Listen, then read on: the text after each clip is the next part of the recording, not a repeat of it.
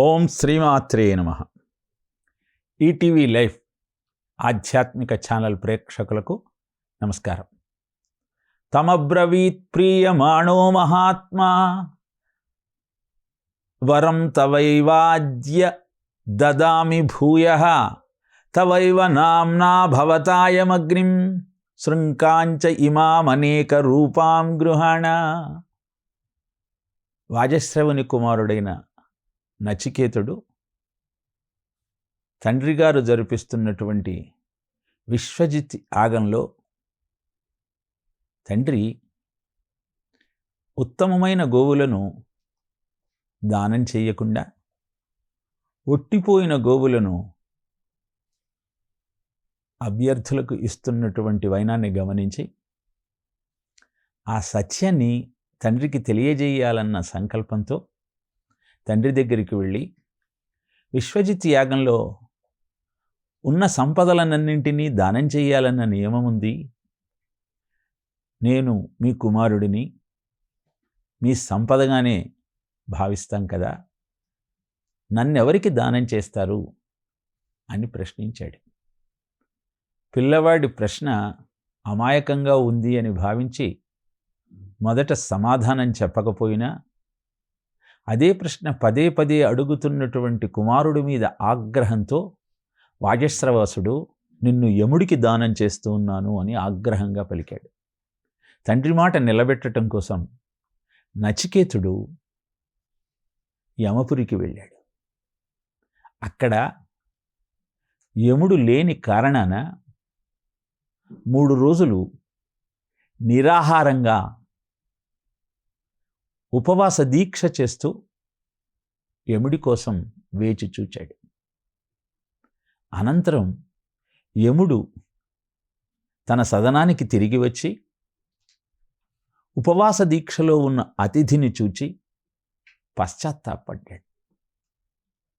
ఇంట్లో అతిథి నిరాహారంగా ఉంటే వచ్చే ఉపద్రవాలను తెలుసుకున్నవాడు కనుక నచికేతుడి దగ్గరికి వచ్చి క్షమించమని అభ్యర్థించి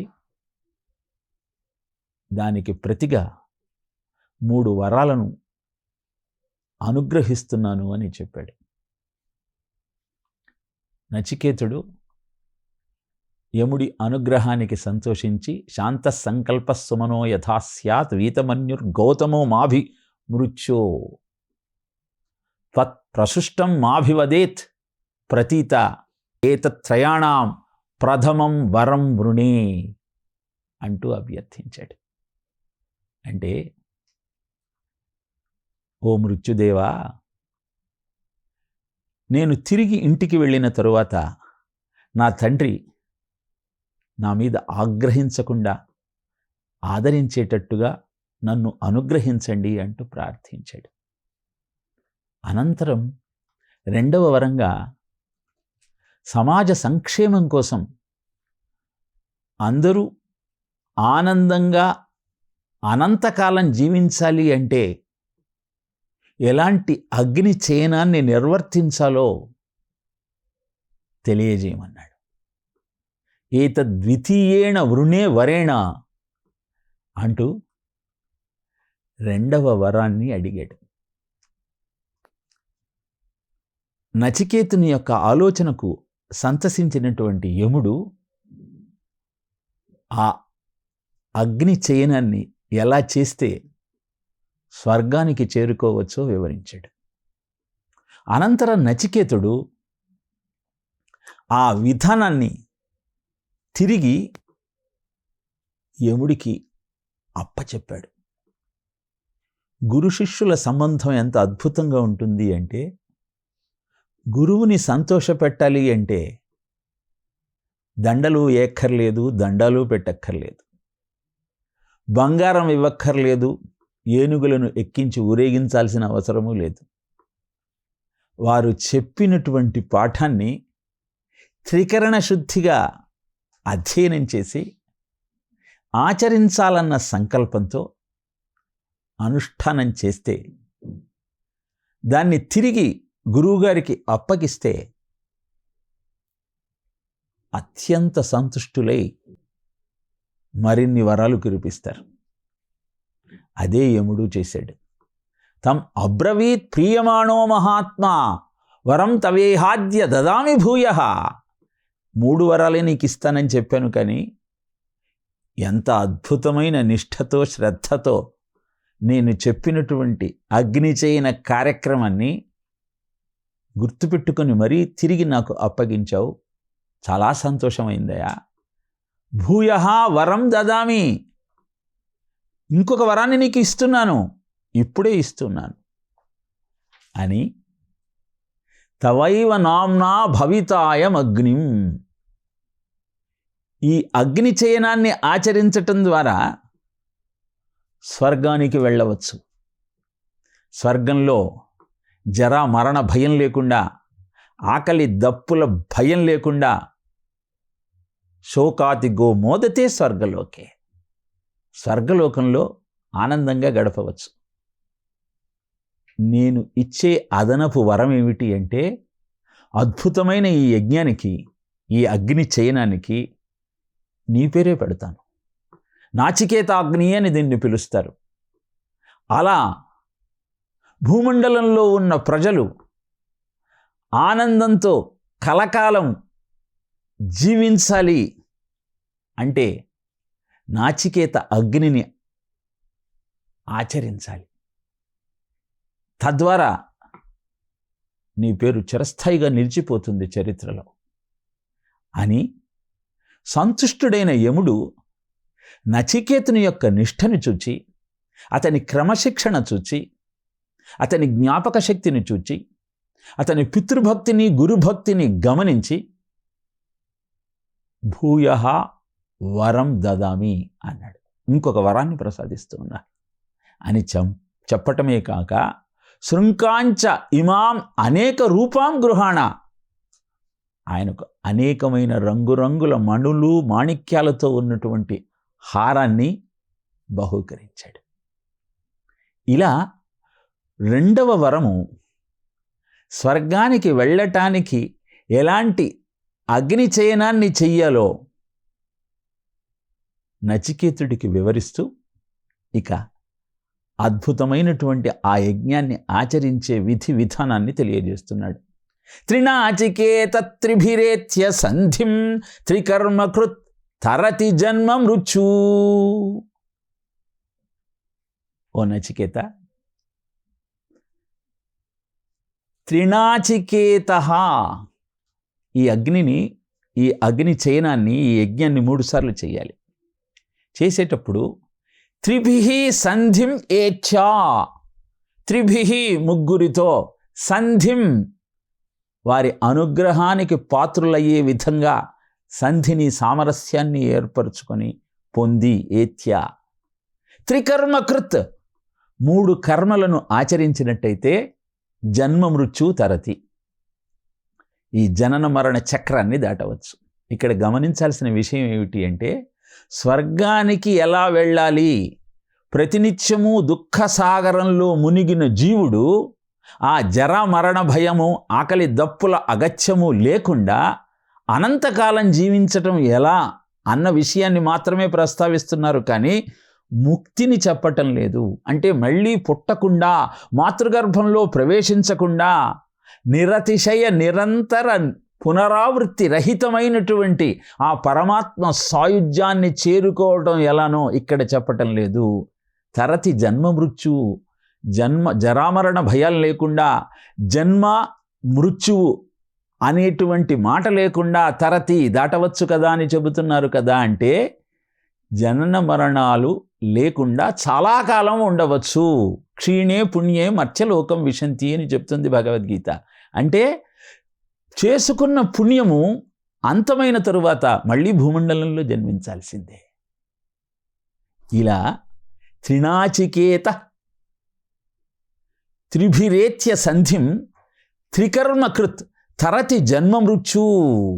హే నాచికేత, త్రిభిః సంధిం ఏత్య త్రినాచికేతః త్రికర్మకృత్ జన్మ మృత్యు తరతి అని మొదటి పాదంలో చెప్పి, తరువాత బ్రహ్మయజ్ఞం దేవమీడ్యం విదిత్వా నిచాయేమాం శాంతిమప్యంతమేతి. బ్రహ్మయజ్ఞం వేదము నుంచి ఉద్భవించినటువంటిది, దేవం ప్రకాశించేటటువంటిది, ఈడ్యం ఆరాధించదగినది, విదిత్వా తెలుసుకొని, నిచాయ ఆవిష్కరించుకొని, అత్యంత శాంతిం ఏతి అద్భుతమైన శాంతిని పొందవచ్చు.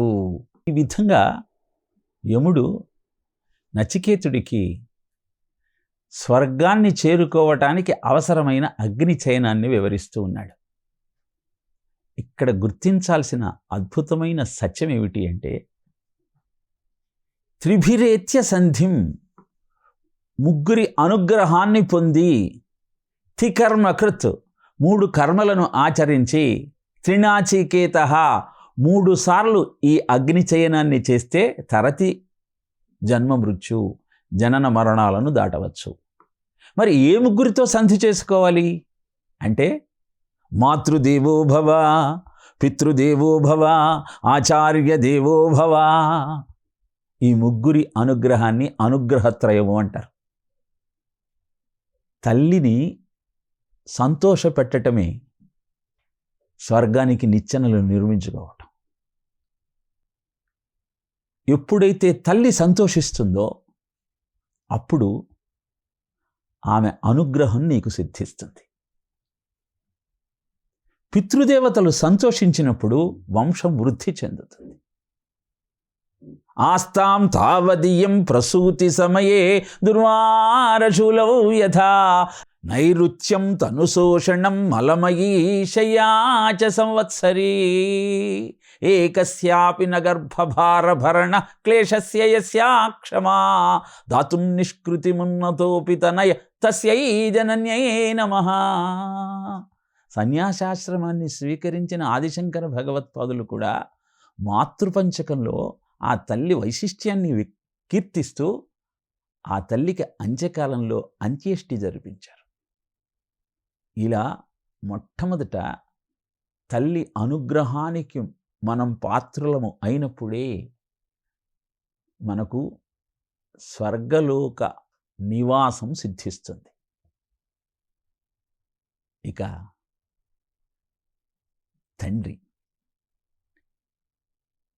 తండ్రి నీ ఉన్నతి కోసం అనుక్షణం శ్రమిస్తాడు.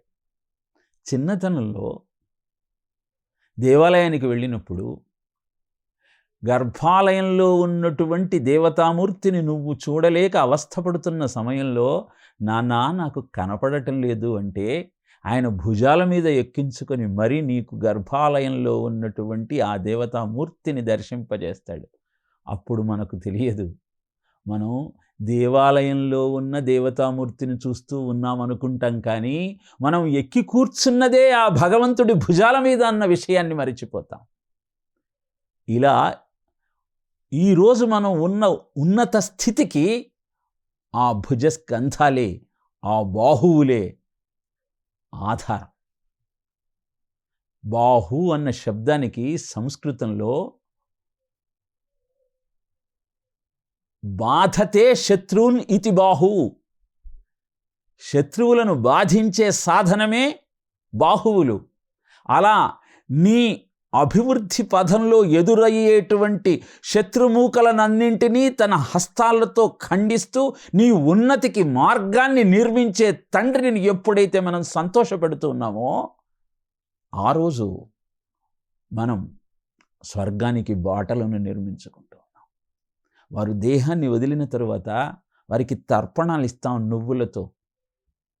మనం ఇచ్చే ఆ తర్పణాలకు సంతోషించిన వారు దేవతలకు అప్లికేషన్ పెట్టుకుంటారు. నా పుత్రుడు ఎన్ని నువ్వులైతే నా కోసం వదిలాడో అన్ని వేల సంవత్సరాలు వాడు ఆనందంగా ఉండేటట్టు ఆశీర్వదించమని దేవతామూర్తులనందరినీ అభ్యర్థన చేస్తారు. అలా తల్లిదండ్రులను ఆదరించినప్పుడే నిజమైన స్వర్గము నిర్మాణం అవుతుంది. వారు ఏం కోరుకుంటారు? కుటుంబంతో కలిసి ఉండాలనుకుంటారు. నా సంతానం అభివృద్ధిలోకి వచ్చిందని సంతోషిస్తూ ఉంటారు. అందరూ ఆడుకుంటుంటే, పాడుకుంటుంటే, కలిసి ముచ్చట్లు చెప్పుకుంటూ ఉంటే, వండుకున్న పదార్థాలను కలిసి స్వీకరిస్తూ ఉంటే మురిసిపోతారు. ఆ వయస్సులో వారు ఎలానూ దాన్ని తీసుకుని జీర్ణించుకోలేరు కనుక నా కుటుంబం ఆనందంగా ఉందని ఆనందిస్తారు. అలాంటి తల్లిదండ్రులను వృద్ధాశ్రమంలో వదిలి అనాథ సేవ చేయటం కోసం, అన్నదానం చేయటం కోసం మేము వెళుతున్నామని చెప్పేటువంటి పుత్రులకు, పుత్రికలకు కఠోపనిషత్తు చెబుతున్నది ఒక్కటే, స్వర్గం ఎక్కడో ఆకాశంలో ఏదో లోకంలో లేదయ్యా. నీ కుటుంబం ఇక్కడ ఆనందంగా ఉండాలి అంటే, నీ పిల్లలు ఉన్నతమైన ఉద్యోగాలను అందుకోవాలి అంటే, బంధుమిత్రులతో కలిసి ఏ రోగము లేకుండా నువ్వు ఆనందంగా జీవనాన్ని గడిపాలి అంటే, కళ్ళ ముందు కనపడుతున్న దేవతలైనటువంటి నీ తల్లిదండ్రులను సంతోషపెట్టవయ్యా. అదే స్వర్గానికి మార్గం. ఇక గురువు నీకు తెలియనటువంటి సమస్యలనన్నింటినీ, నీకు అర్థం కానటువంటి విషయాలనన్నింటినీ వివరించి చెప్పి అజ్ఞానతిమిరాంధస్య జ్ఞానాంజలశలాకయః చక్షురున్మీలితం మేన తస్మై శ్రీ గురవే నమః. అజ్ఞానమనే చీకటిలో నువ్వు కొట్టుమిట్టాడుతూ ఉన్నప్పుడు జ్ఞానమనే కాటుకుని నీ కంటికి పూసి నీ కళ్ళు తెరిపించి నిజమేమిటో నీకు తెలియజేసేటువంటి ఆ దేవతల యొక్క ప్రతిరూపమే గురువు. దేవుడైన చూపలేడు ఒక్క గురువును, గురువొక్కడే చూపగలడు దేవదేవుని. ఎంతమంది దేవతలను ప్రార్థించినా గురువును నీకు చూపలేరు, కానీ గురువు పాదాలు పట్టుకుంటే ఆ భగవద్ దర్శనం నీకు అవుతుంది, ఆ స్వర్గం నీకు సంప్రాప్తిస్తుంది. అందుకే త్రిభిరేత్య సంధిం అన్నాడు. నాళీకనీకాశ పదాహృతాభ్యాం నానా విమోహాది వినాశకాభ్యాం.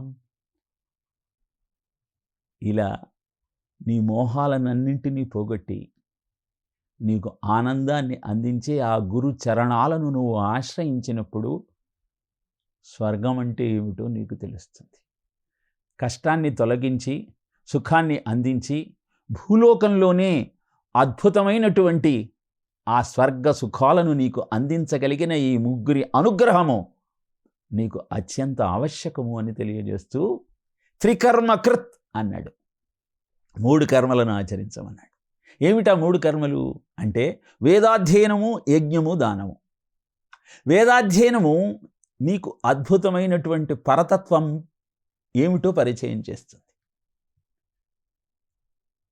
భగవంతుడి శ్వాసయే వేదం కనుక వేదాధ్యయనం వలన అంతటా నిండి నిబిడీకృతమై ఉన్నటువంటి ఆ పరతత్వం ఏమిటో నీకు బోధపడుతుంది. దుర్షద్రి చిత్రతల్పయోర్ భుజంగమౌక్తికస్రజోర్ గరిష్టరత్నలోష్టయో సహుద్విపక్షపక్షయో తృణారవింద చక్షుషో ప్రజామహీ మహేంద్రయో సమప్రవృత్తిక కదా సదా శివం భజామ్యహం అంటాడు శివతండ స్తోత్రంలో. రాయైన, అందమైన తల్పమైన, శత్రువైన, మిత్రుమైన, సర్పమైన, మౌక్తికముల మాల అయిన, గడ్డి పరక అయిన, అందమైన కన్నులున్న భామలైన,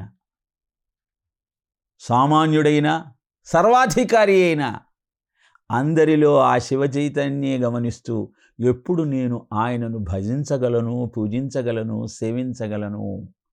ఇలా అంతా ఉన్నది ఒకే శివ చైతన్య భావన వేదాధ్యయనము వలన సిద్ధిస్తుంది. మరి ఆ రూపాన్ని మనం గమనించినప్పుడు యజ్ఞోహై విష్ణు, ఆ పరతత్వమే యజ్ఞం రూపంలో ఆవిష్కరింపబడుతుందన్న సత్యం నీకు బోధపడుతుంది. యజ్ఞము అంటే హవిస్సులను సమర్పిస్తూ హోత, ఉద్గాత మొదలైన వారినందరినీ సత్కరిస్తూ చేసేటువంటి ఉత్తమోత్తమైన కార్యక్రమే కానక్కరలేదు. ద్రవ్య యజ్ఞాస్తపో యజ్ఞ యోగ యజ్ఞాస్తదా పరే స్వాధ్యాయ జ్ఞాన యజ్ఞాశ్చ యతయ సంశ్రిత వ్రతా భగవద్గీత చెప్తుంది. నీ దగ్గర ఉన్న ద్రవ్యం కానీ, నీ తపోశక్తి కానీ, నీ యోగ బలం కానీ స్వాధ్యాయాన్ని చెయ్యాలన్న నీ ఆలోచన కానీ సమాజానికి ఉపయోగపడితే అప్పుడు దానం చెయ్యాలన్న ఆలోచన నీలో కలుగుతుంది. ఉన్నదందరికీ ఇవ్వాలి, అంతా భగవత్ స్వరూపమే అన్న భావన నీకు కలుగుతుంది. ఇలా వేదాధ్యయనము, యజ్ఞము, దానము అనే 3 కర్మలను ఆచరిస్తూ 3 అనుగ్రహంతో 3 సార్లు నాచికేత అగ్నిని నువ్వు చేయగలిగితే నీకు జన్మ మృత్యు తరతి అత్యంత శాంతిం ఏతి, అద్భుతమైన శాంతి నీ సొంతమవుతుంది. కనుక స్వర్గానికి వెళ్ళాలి అంటే ఎలాంటి యజ్ఞాన్ని చెయ్యాలి అని నచికేతుడు అడిగిన ప్రశ్నకు అద్భుతమైన వివరణ ఇస్తూ అనుగ్రహత్రయాన్ని, అగ్నిత్రయాన్ని, కర్మత్రయాన్ని ఆచరిస్తూ వేదముల నుంచి ఉద్భవించి ప్రకాశిస్తూ ఆరాధించాల్సినటువంటి ఆ పరతత్వాన్ని నువ్వు గుర్తించినప్పుడు అద్భుతమైన శాంతి నీ సొంతమవుతుంది అని ఈ మంత్రంలో తెలియజేస్తూ ఇంకా వివరిస్తూ ఉన్నాడు. త్రినాచికేతత్రయమేతద్విదిత్వా